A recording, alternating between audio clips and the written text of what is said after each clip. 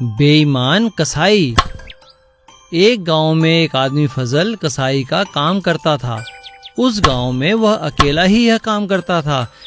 इसी वजह से जब किसी को भी चिकन या मटन चाहिए था, वो फजल की ही दुकान पर आता था।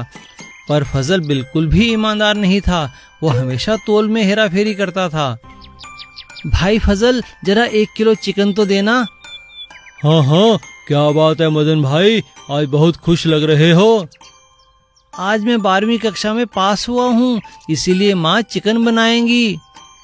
जैसे ही मदन का ध्यान बातों में लगा, फजल ने चिकन कम तोलकर फटाफट पैक कर दिया। इसी प्रकार वह सबको कम सामान देता था। वाह, इसे तो पता भी नहीं चला। मैं इसी से खूब पैसे बना लेता हूँ।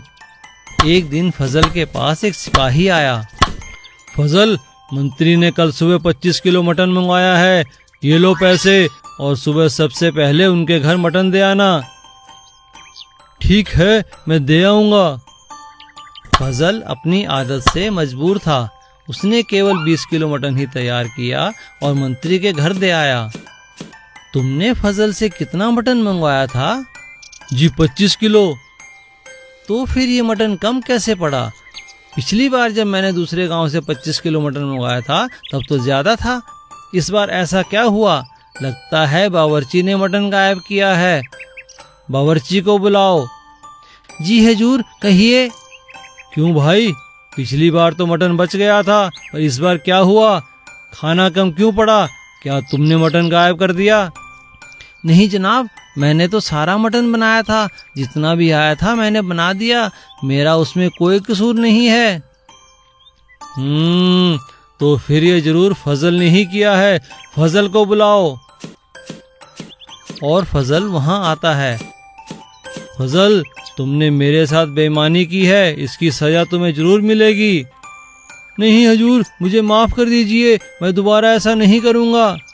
पर मंत्री ने फजल की एक ना सुनी और राजा को कहकर फजल को जेल में बंद करा दिया।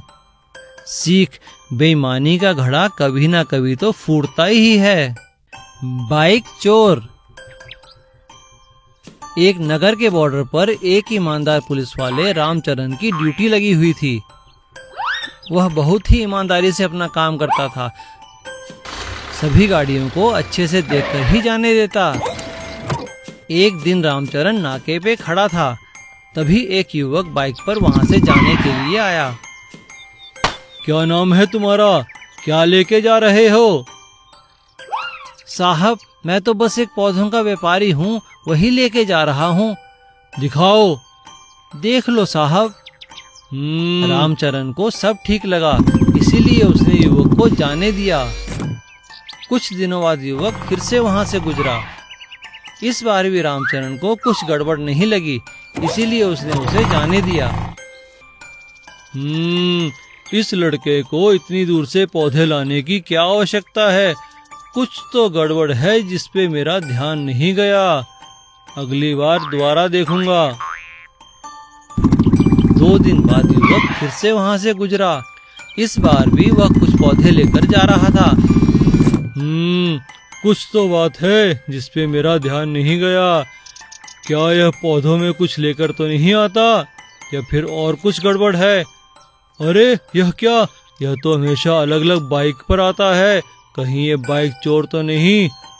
ओहो, अब तो दूर निकल गया होगा। चलो अगली बार देखूंगा।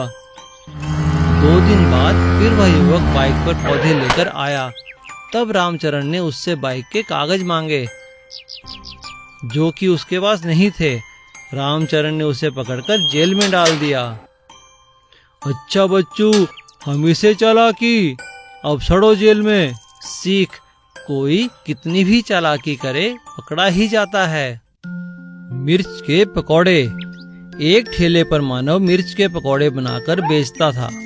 उसके यहाँ एक लड़का मोनू भी काम करता था। मोनू 1 साल से मानव के लिए काम करता था। उसे अब काफी काम आ गया था। एक दिन मानव ने मोनू से कहा, मोनू, मैं जरा एक जरूरी काम से बाहर जा रहा हूँ, तुम काम संभाल लेना। हाँ जी, आप बिल्कुल निश्चिंत होकर जाइए, मैं सब संभाल लूंगा। उस दिन मोनू ने देखा कि मानव की तो खूब कमाई होती है। मानव इतना धनवान बन गया है ये काम करके। मैं भी तो अब यह काम सीख गया हूँ। मुझे लगता है मुझे भी अपना काम शुरू कर लेना चाहिए।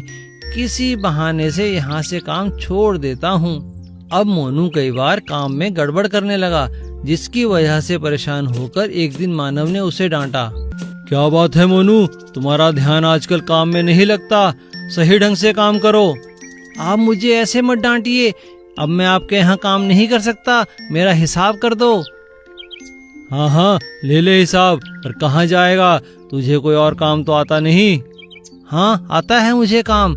यहाँ का सारा काम मैं ही तो संभालता हूँ। देखना, मैं भी अपना एक मिर्च के पकौड़े का ठेला लगा लूंगा। हाँ हाँ, देखता हूँ कैसे बनाता है मिर्च के पकौड़े।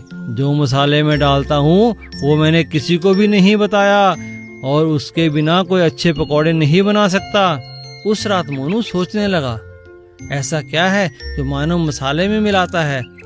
फिर वह चुपके से मानव के घर गया और खिड़की से झांकने लगा। मेरा मसाला तो बहुत लाजवाब है, इसके बारे में कोई नहीं जानता। मनु ने यह सब सुना और चुपके से वो मसाला चुरा लिया। दूसरे दिन मनु ने जब अपना ठेला लगाया तो उसने अपने बनाए पकौड़ों पर वो मसाला डाल दिया। अरे मनु, यह क्या?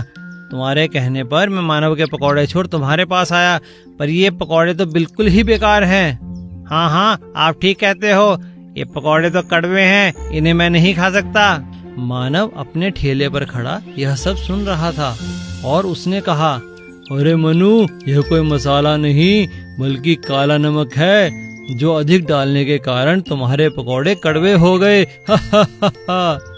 मुझे माफ कर दो मानव, मुझे अपने यहाँ काम दे दो। सीख, नकल और अकल में फर्क होता है।